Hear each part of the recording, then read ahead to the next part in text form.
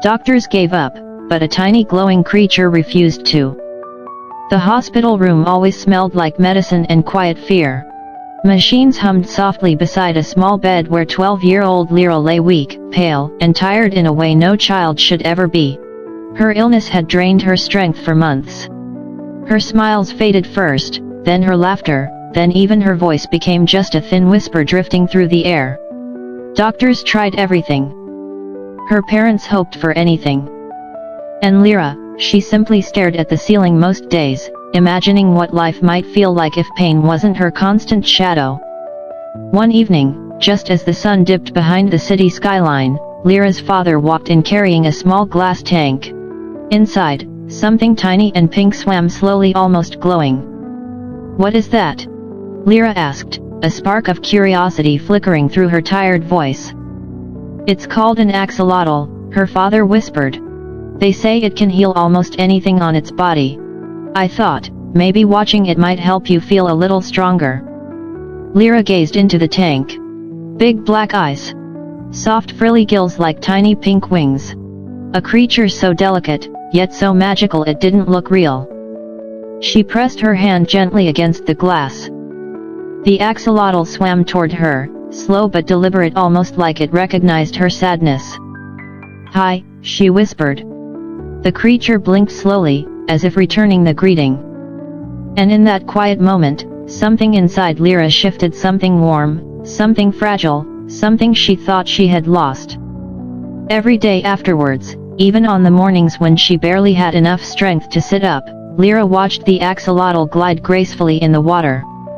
Its tail swayed in a calming rhythm, and its pink glow shimmered under the hospital lights like a soft heartbeat. Soon the nurses started noticing what they called the strange effect. Whenever Lyra watched the axolotl, her breathing steadied. Her heart rate calmed. She stayed awake longer. "It's like she's connected to it," one nurse whispered. But the connection went deeper than anyone understood. At night, when the hospital ward fell silent and even the machines seemed to whisper, Lyra would sometimes wake to find the tank glowing brighter than before. Tiny pink light rippled inside, like stars drifting underwater. And each time she reached toward it, the pain in her body faded, just a little. She never questioned it. She never feared it. She simply welcomed the warmth, the gentleness, the hope. One night, when her illness struck harder than usual, Lyra could barely breathe. Her chest felt heavy, her vision blurry. Tears slipped down her cheeks, not from pain, but because she didn't want her fight to end like this. "I don't want to give up," she whispered. "Not yet." As if it heard her, the axolotl swam to the front of the tank and pressed its tiny hand against the glass. A bright pink glow burst from its little body, lighting up the room in soft, warm waves. Lyra lifted her trembling hand and placed it on the glass too. A gentle warmth traveled through her fingers, up her arm, across her chest, and settled deep inside her heart. It wasn't magic. It wasn't some miracle cure. It was something far more powerful. The spark of hope returning to a soul that was losing its light. The next morning, the doctors were stunned. Lyra's vitals strengthened. Her energy returned. Her breathing became steady and full. "It makes no sense," they murmured. But Lyra knew there was nothing confusing about it. The little axolotl, glowing softly beside her bed, had become her quiet guardian. Days turned into weeks, and each day Lyra grew stronger. She could sit up without help. She could hold her dad's hand tight again. She even laughed, not loudly, but real laughter, the kind that comes from a heart waking up after a long sleep. One afternoon, sunlight poured through the window like warm gold. Lyra leaned close to the tank and whispered, "You didn't heal my body, you healed my hope." The axolotl floated gracefully, its gills fluttering like tiny wings, as if acknowledging her words. Hope is oxygen for the soul.